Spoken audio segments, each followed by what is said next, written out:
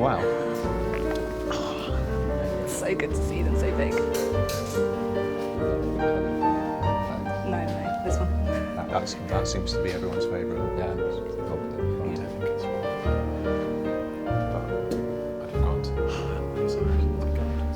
Yeah, we did change those. Incredible. I think we got the wand hold right. Yeah. Yeah. I actually really like this guy. He's terrifying.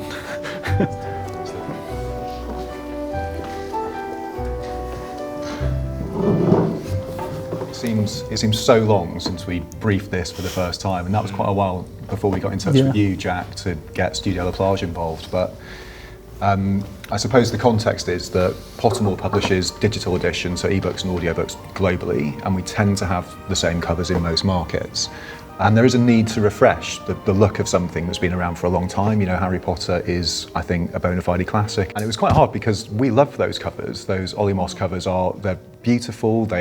Each one has a kind of hidden double meaning, so it rewards a second look. So it's quite a lot to let go of. But this is a really special year for us. So it's 10 years of Pottermore this year. It's 25 years since Harry Potter and the Philosopher's Stone was first released. And it seemed a great time to refresh them.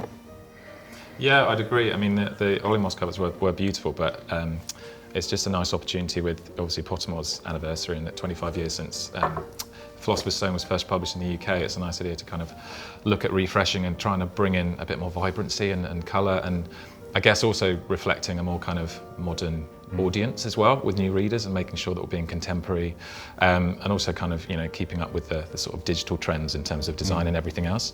I mean, we've done 80 odd languages. There's 500 million readers across the world. Like there's a lot going on, and I always think when we're designing new covers, there's a new opportunity to sort of celebrate interpretation.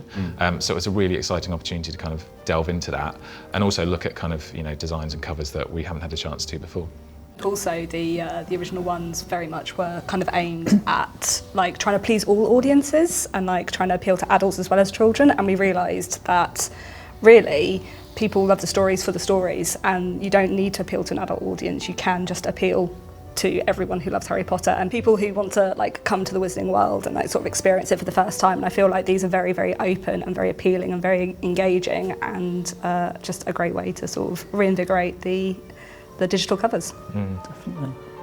I think also the sort of the sibling-esque family aesthetic that we've got across sort of I guess the English language publishing. So you have Johnny Duddle in the UK, Bloomsbury, and you've got Mary Grandpre's iconic covers that have been there, well, be 25 years in the US next year. You know, we wanted it to feel part of that family, but also like it had its own unique identity, which is a really kind of tricky brief, but really important. We kind of want to celebrate that individuality, but we want it to feel like it's a partner and a brother and a sister to the rest of the series. So it's kind of nice that we got an opportunity to do that with these covers, because I think historically the Olimos ones, completely beautiful, lots of kind of lovely qualities to them, but had not been done necessarily in that context, or with that sort of perspective in mind. Yeah, absolutely. It's become really apparent to me in the time that I've worked in the Wizarding world that there are just so many new children coming to the Harry Potter books, whether that's their parents introducing them because they loved them as kids, or friends in the playground, or whatever it might be.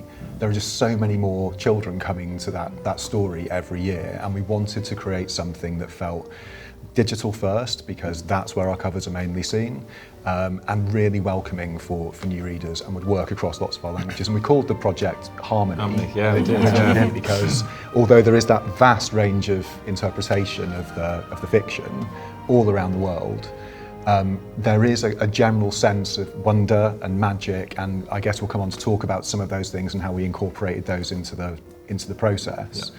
And it's been such a joy to work on this and kind of create this new look. And certainly what I've noticed, I work in the marketing team at Pottermore, the way that books like this are marketed generally around the world has changed. So it's not just something you'll see on a screen anymore. It's, you know, we've worked with third parties to have a Pensieve event at Comic-Con in New York. We've had, you know, a takeover of the metro system in Amsterdam and so on. And we need to decorate that in some way. And what we've tried to do here is create a broad range of art that can be used to make these books relevant around the world in lots of different markets and cater for all of those different needs. Definitely, and I think just building on that, I think for us as the kind of creative team behind it, having that challenge of, you know, it's not just a book cover, it needs to live beyond that and become a whole kind of sort of world within itself of, you know, different assets, different kind of touch points. It was a really interesting starting point, so we weren't, right from the off, we were never thinking of this as, you know, just a book cover. It needed to be way more than that and live beyond that and have an artistic style that could work in that small format, but then also, like you said, Mike, kind of work in a takeover in like a you know, New York metro station or event. So yeah, from the creative standpoint, it was about thinking about this in a different way and really having that kind of digital first approach that could translate into all these different touch points. One of the really enjoyable things in my job is that I deal with these retail partners that we work with all around the world all the time. And before we started this project in earnest, we spoke to them all about it and asked, what would you like to see if we changed the collateral that we have, the whole marketing toolkit, including the covers, what would you like to see? And there are so many fans of Harry Potter in those teams who, you know, like their ears would just prick up and they want to feed into it. And what they told us was really consistent. You know, we love the covers that you have, but what we would love to have and be able to use is more characters. We'd love to show Harry. We've never done that on our covers before. Certainly not Face On anyway. We'd love to show Hermione, Ron, we'd love to show Dumbledore, all of these things that you can see now kind of that have come to life, and they wanted locations, key scenes. And we talked about that a lot as we got into this, and that moment just as the action begins or just before the action begins, and capturing those moments. When you see a child read Harry Potter or you share it with them, they're so exciting and they are so magical. That moment when Harry and Ron crash into the Whomping Willow, all the way through to this final scene that we've captured for book 7. Yeah. And we've really tried to bring those to life so that even if you're reading for the first time and you look at that scene on the front of the book and don't think that much of it, when you read through, you are absolutely going to love that scene and come back and pore over the cover, I hope, really zoom into it and see some of those great details that you've incorporated. Yeah. Well, even if you're coming back as like a fan for many, many years, you know, like me, it sort of re-excites interest in those scenes, and you remember those moments, and you remember like how great they were to read the very, very first time, and you kind of feel it again. It sort of really captures that magic. Back to your childhood. It takes me back, Akin. You do, yeah, it does take us Well, back. that was kind of like a key point when we were coming up with, you know, what scenes to depict and what elements to even kind of hide in the covers with like Easter egg moments. It was, how do we kind of reignite the fans who are like die-hard fans? Like, how do we reignite their passion? But then also, how do we inspire that new generation of readers? So it was picking those moments that may not have been shown before, or showing them in a way where you might not have seen it from that angle.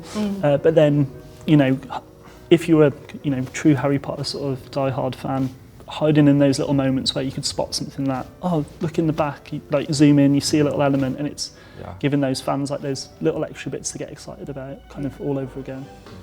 I don't know how you feel about it, but I always think like, you know, looking at covers or doing anything creative on Harry Potter, on the franchise, because of the millions of people that have read it and you know, become aware of it, and it's almost become sort of modern day parlance, effectively, that it's, my initial reaction usually is like, oh my God, loads of people are going to see this. This is like a huge responsibility. But actually it's a real honour. And I think particularly on this project, it's just been really fun, like getting to kind of delve into all the kind of original stuff again and bringing those scenes to life, not only for those diehard fans that you were talking about, but also those young readers coming through and doing justice to the words and that kind of, you know, visualising the excitement that they can bring.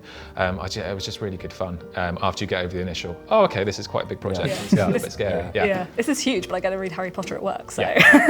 Once you see that first visual, especially HP1, and then you start to realise the fan base is global, and there's always a high expectation, and you want to make them proud. You want to create something where they can just smile and be happy, and like we said, take you back, especially the older fans, take them back to their childhood and relive those memories. So there is that pressure, but as you say, as you get like further along in the project, I think that sense to ease. But yeah, your main goal is not only to create beautiful artwork, but to please the fans, and that's something I hope we've done. Yeah. That moment where, you know, we knew that they were about to go live across the Wizarding World social channels. I was sat at my computer at work just with, you know, with Insta and Facebook and Twitter open, just refreshing and reading the comments with no small degree of trepidation. Well, I mean, that's the rule, you don't read the comments, but this is how you really want to do it. Luckily, so, they were all mostly positive. Oh, it was amazing. It was just lovely to see how well received perceived they were. My favourite one though was a guy who said, "I don't like these covers," and then a minute later posted, "Actually, I think they're growing on me." And 2 minutes after that posted, Yes. "Actually, I really quite like these covers." It's all that A guy. whole mental process. Yeah.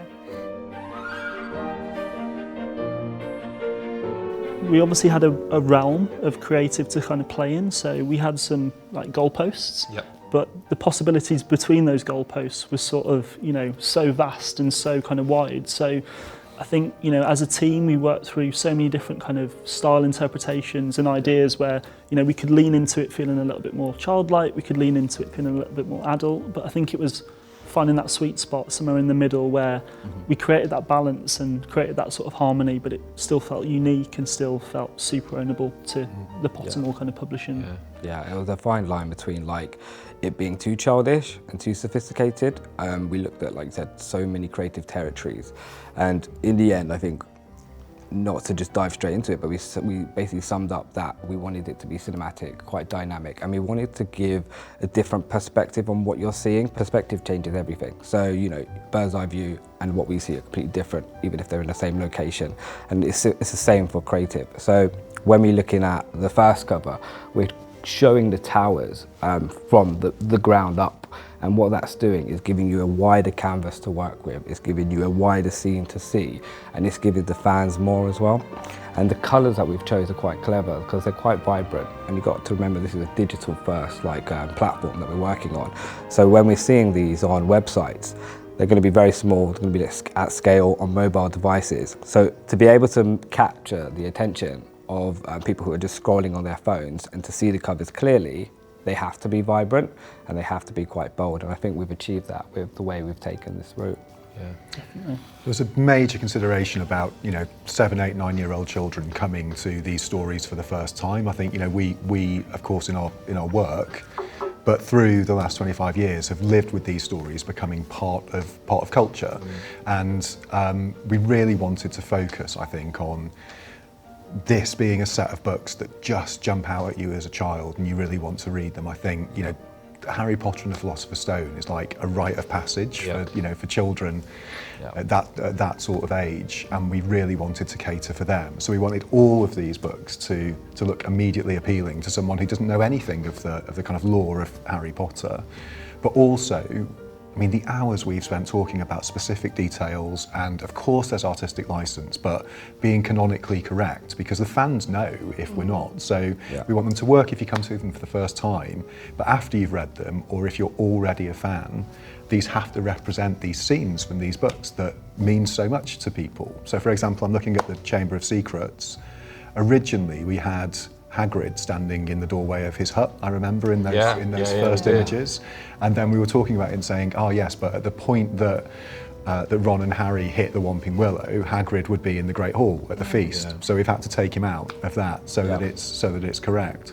I have a question, because I wasn't involved in the early stages of it. How did you settle on the scenes you wanted to do? Because there's so many iconic images, and a lot of them have been done on the colours. Like, so Philosopher's Stone, like the Mary Grand Pré ones, it has Harry on the broomstick, and you know, we've seen the Flying Ford Anglia on other covers as well. But like, how did you narrow down those moments? It's really tricky, because I think working on Harry Potter creative is a real gift, because the sort of world building is so beautiful and so detailed, and you know, the scenes so evocative, and some of them are so iconic, and they've been represented in so many different ways. It's like, oh, there's an embarrassment of wealth of, you know, to kind of pick a scene, but that makes it then really difficult to be like, well, that would be the most iconic there, and that would be the most iconic there. But in terms of the selection of the scenes, for me, a lot of the kind of criteria was going down to like what hasn't been done before. And the fourth Goblet of Fire is a really, really good example. So, I mean, it's such an iconic scene. Everyone knows it from the books, everyone knows it from the films, going into the Great Lake with Harry, and kind of seeing the Mer people, and also, you know, just that sort of danger and fear that he would have felt. But yeah, it's, you know, one of the covers and designs that we haven't seen before. So it was a real opportunity to delve into that, and kind of we wanted to be as canonically accurate as possible. And so, you want to have things that would be representative and correct that's there in the lake. So there's like a small Easter egg that you can see Crumb in the top left, just under the A, as he's kind of circling around with his shark head. Also Harry being attacked by the mer people and stuff as well. And I'd say it's one of my favourite covers because we've not done it before, and we really got to indulge ourselves in like visualising something that's really cool and iconic. And just in terms of the colour palette and the little Easter eggs and things that you can throw in there, I just think it's great. And I think as a just to go back to your point, like how do we pick those scenes? Something that hasn't been done before, and what Mike, you were saying about that canonical accuracy is really key. And I think particularly in the books compared to like the films, for example, which again are so iconic, they're not necessarily canonically accurate a lot of the time. It's kind of filmmakers' interpretations, and they're all beautiful and wonderful, but we want to be as close to the books as possible, and also not be led by creative that's already existing. So the mer people on there don't look like the mer people in the films, and they also don't look like on alternative illustrations and stuff. Defining an artistic style, I think the starting point really was our audience, and I think with all of the research that we did and the focus groups and kind of different types of research, it was all about really understanding what our audience kind of wanted to see. So we looked at kind of focus groups with children, and we looked at kind of desk research with adults and different audiences. For us, it was really about distilling all that information down and really putting the audience at the heart. So from the audience research and from all the insights that we gathered, we basically defined the artistic principles, and it's something that we all worked on as a team, kind of really working through that research and collectively coming up with those guiding principles to base the creative on. So what we kind of pulled out of that research were basically a list of kind of touch points, and these helped guide the creative or the decisions that we made, whether that's kind of the scenes we picked or the artistic style that we ended up developing. So just kind of like a few of the principles that we really focused on, standing for dramatic, action, fantasy and escape. So moments that really kind of had that tension, and what we really liked about that was kind of showing the moment before the action. So it's that moment of suspense, with Dumbledore holding up the chalice. Do we know what happens next? Like what's in that cup? We've got, the car just as it sort of hits the tree. It's not like the tree kind of attacking the car or them falling down. It's that moment just before the action. So that was one point that we really kind of wanted to help drive the creative. And then I think another really important one was showing bravery and showing emotion, even in times where the characters might be a little bit kind of scared. I think for me, the sort of test paper, as it were, was when we've got roughs coming through and we've got initial kind of compositions going, oh my God, that looks really cool. You just get this kind of instinctive sense of like, this feels right. And then we'd kind of iterate on it in terms of the design and the, the palette and, the Easter eggs and everything else. And it just all sort of came together. So it was a kind of, iterative kind of building process, as it were. Definitely.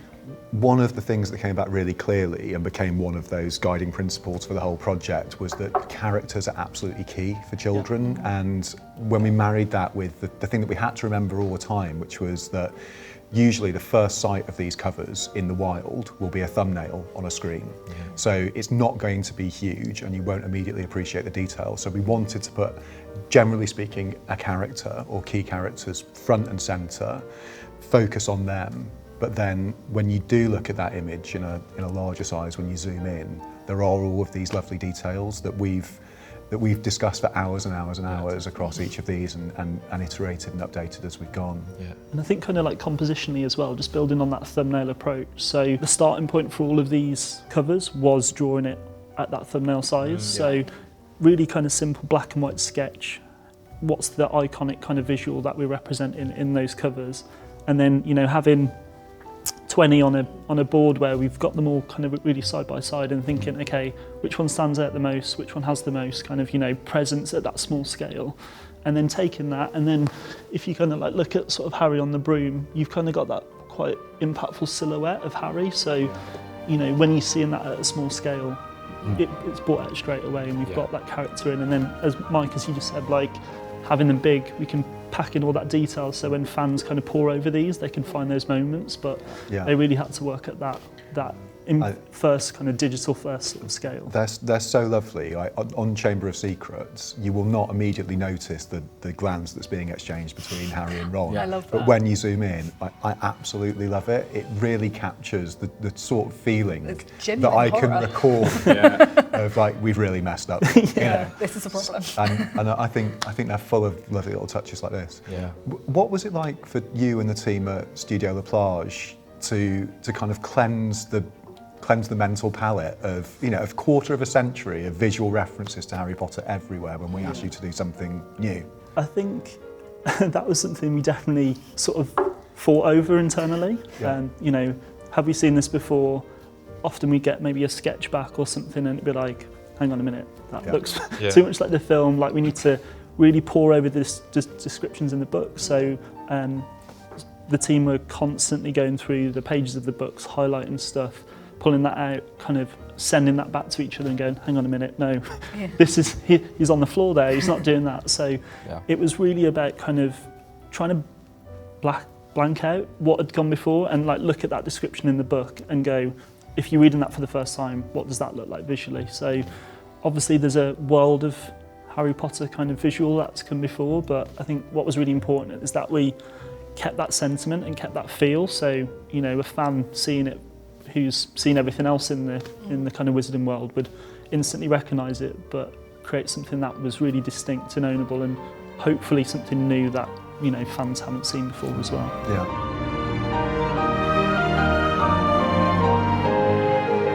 So, Harry Potter Book One, Yes. where do you go with that? Because you've so many options. Will it be the cupboard under the stairs? Should it be the Hogwarts Express or platform 9 3/4?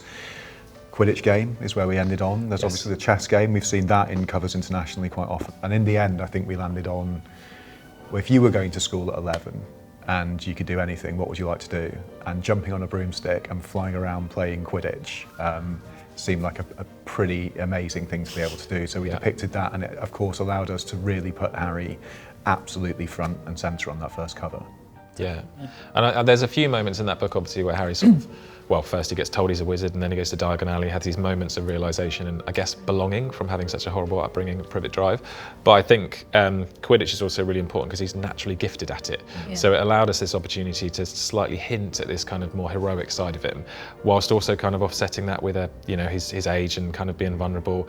And I've had hours of conversations about this. I'm sure you'll be sick of me talking about it, but just the way that his leg is slightly crooked, and it just kind of hints at his age and the fact that he's you know, not quite perfect and not quite the kind of seasoned athlete that you know he was later on, but also it's, you know, that is quite a dynamic, heroic pose at the same time. You know, kind of looking off into well, not the distance, it's like 4 feet away, but the snitch off in the corner. Yeah. It's a nice kind of Harry feeling officially part of the world, you know, in a way that he has ownership of because he's got that natural ability, but also allows us to bring in that kind of that bravery and that courage and stuff that we talked about before. Yeah, and I think kind of showing that naivety was like super important. And I know we had quite a few different versions of Harry, and did. at one point Harry was potentially too handsome. Handsome But I Harry. think it was really kind of getting the balance right where he, you know, you can see he is that hero and he has that kind of stoic stance, but still showing those imperfections, that naivety, and I think most importantly his age, because you know Yes. he is so young in that first book, Yeah.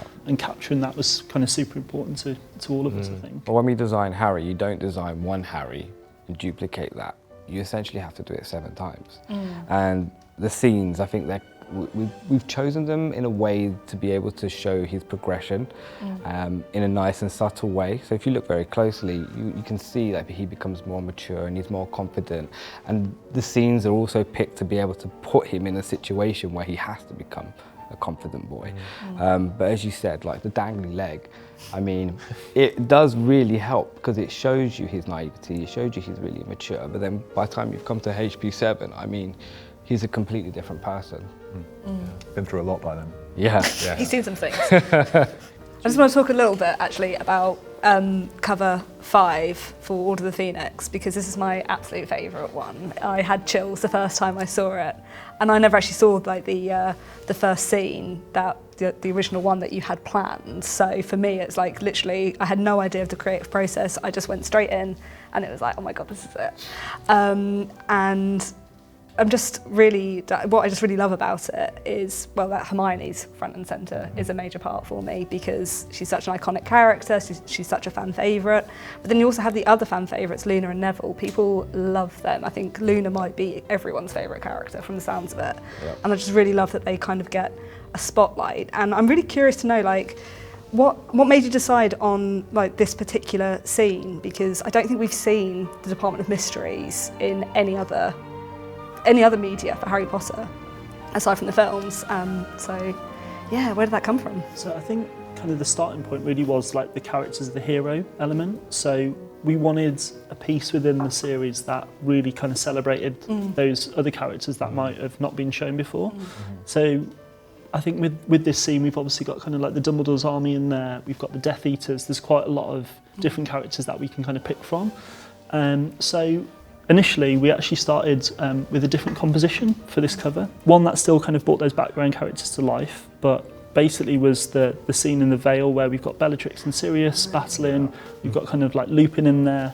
But what we kind of quickly realised as we were going through, we were like, hang on a minute, we really want Hermione in this scene. But at that moment, in the canon, she was actually kind of unconscious. So, And in a different room. yeah, in a different room. So we had about 3 days where Hermione was in the composition, and then we kind of went back and we were like, hang on a minute, let's have a bit of a rethink, and how can we obviously, put her front and centre to really kind of feel like the hero that she is, like in this kind of part of the story. We had the discussion, didn't we, of removing Hermione slightly, and How could you? it didn't make sense because Ron features in Chamber of Secrets, so it was only right to change the scene to incorporate her. And as you say, like, she's a fan favourite, so it made absolute sense to rework it, and I think, yeah, it pays dividends now because it's a beautiful cover.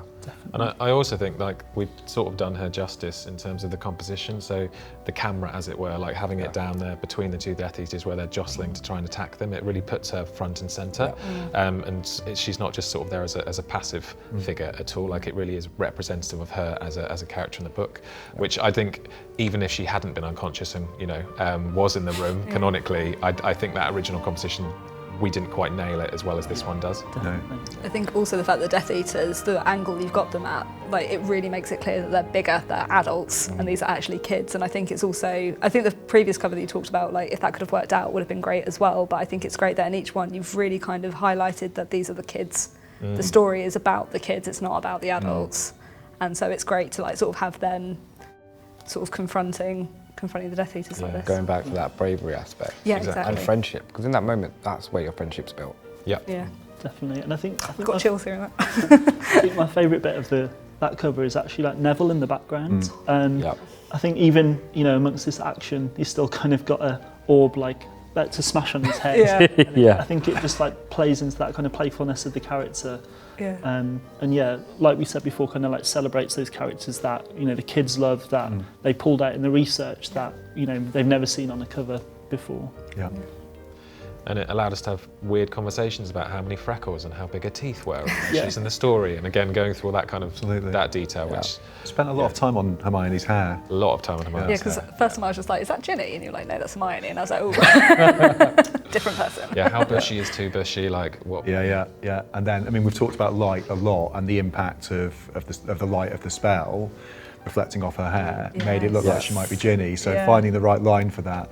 But most of all, for me, this just depicts an incredibly exciting scene. Yeah. Yeah.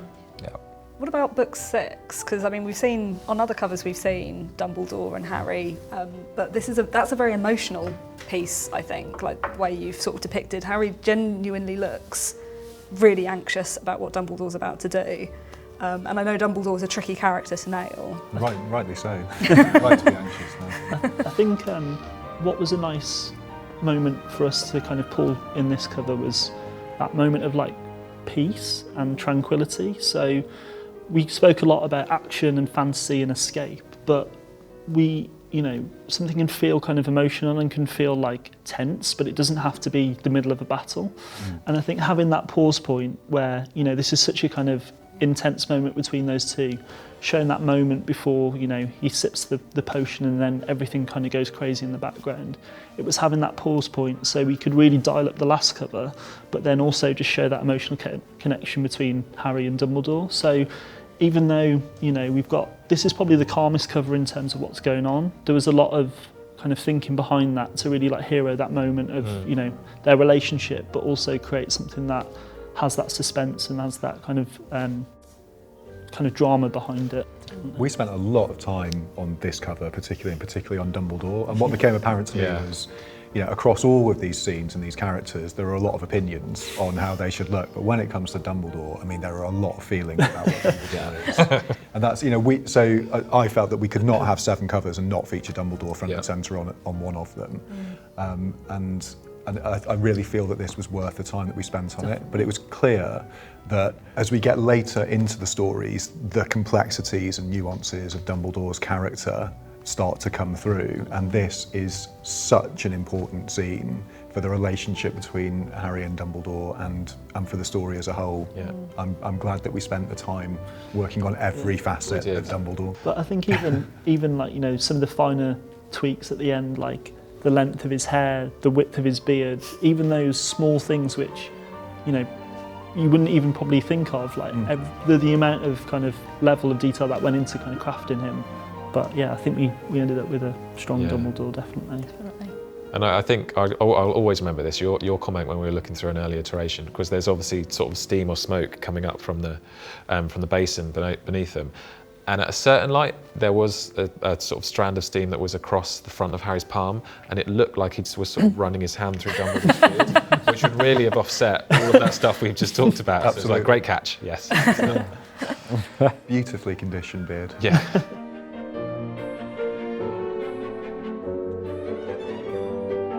Shall we talk about being true to canon? Because that's been a big part of the conversation for a year. And I think one thing that we're all really conscious of in our team is that everything that we put out is poured over by fans who really, really know these stories. So it was important for us to get those details right, and it was an anxious moment when we put these out into the world, kind of waiting to see how they were received, but also waiting to see if people told us that we'd got anything wrong. I don't think we have yet, but how was that as a process? I mean, I don't know about everyone else, it sort of seems like it's day to day of my job. Like I feel like canon-wise, I've probably forgotten how to tie shoelaces and stuff, but I can tell you exactly what colour a Quidditch post is, for example. Because originally we had them silver and now we picked up and they're correctly gold and things. It's like, I think you sort of hit the nail on the head, like it's incredibly important. Not only just, I think, because of, you know, the fans pouring over it and just being accurate, but I think just being truly representative of the stories and the sort of the depth of the world building. We want to make sure that we're pulling all those elements out and being, you know, not bumping anyone out of those moments. But also allows us to go into more depth and have lots of Easter eggs, which are kind of littered throughout all of the covers.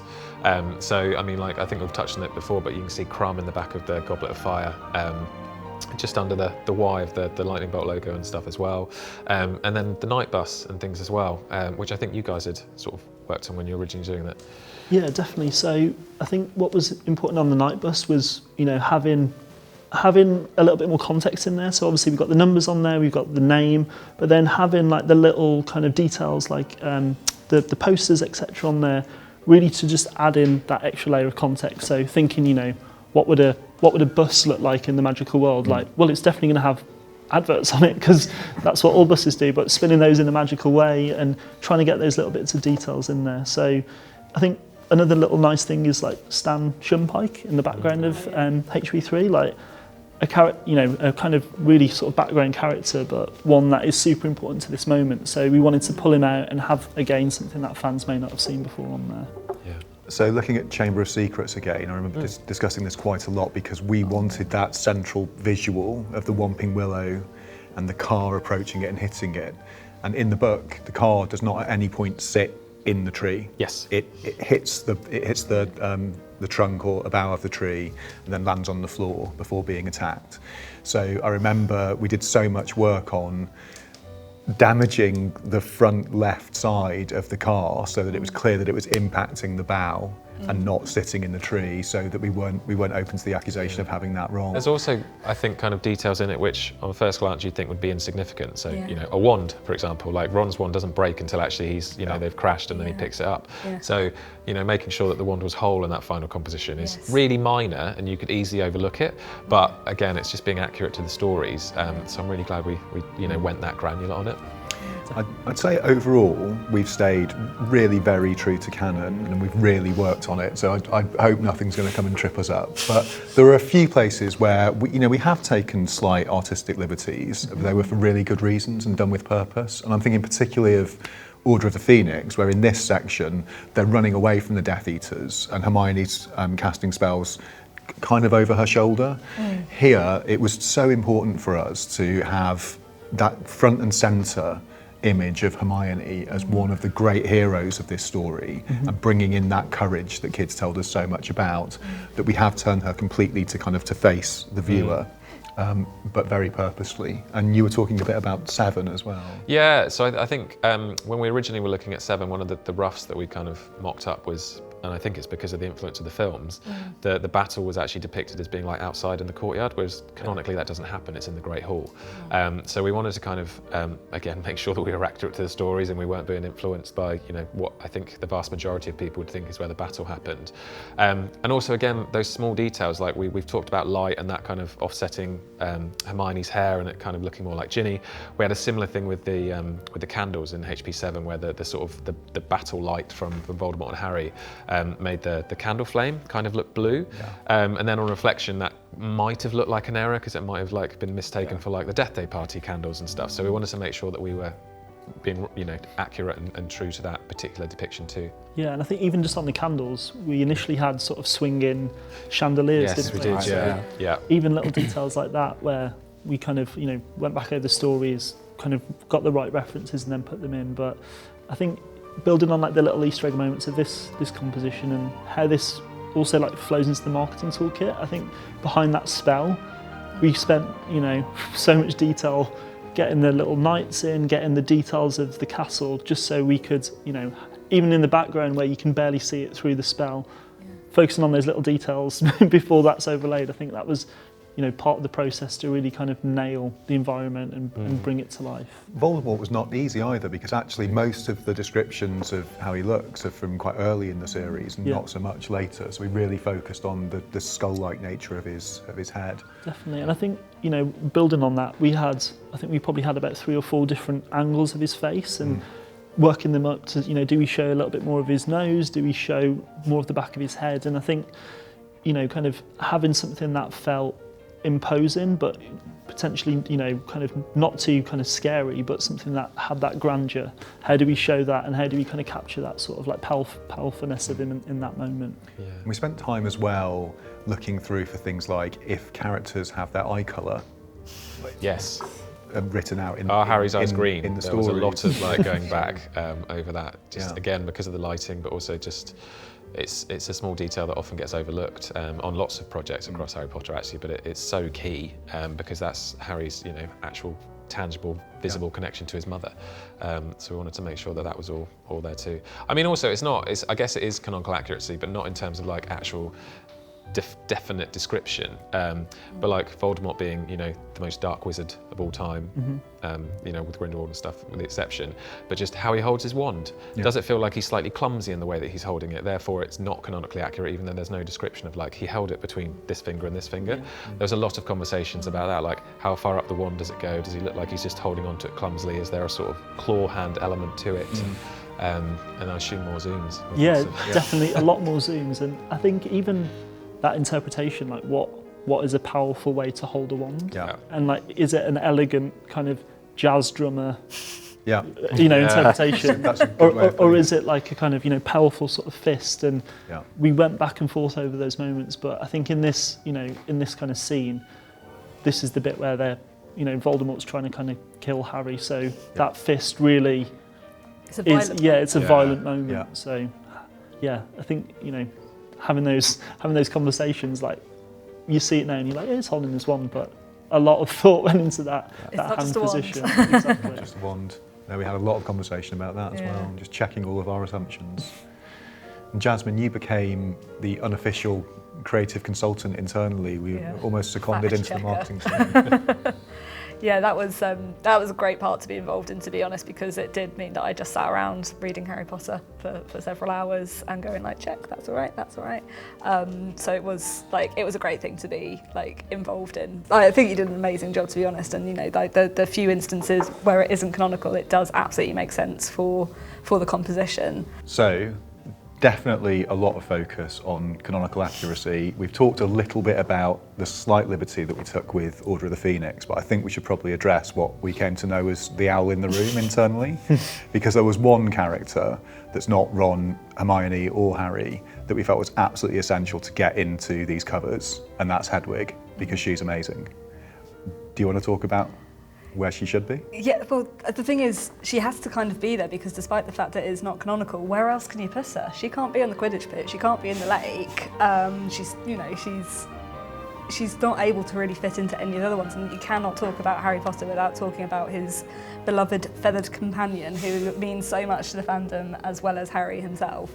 And whilst I know that, you know, at that point in the story she's meant to be like disappearing off to the Leaky Cauldron to meet up with Harry later, I think it's a great opportunity to have her there with a slightly sassy side eye out of the camera, almost like she's saying, like, I know I shouldn't be here, but I'm going to be here anyway.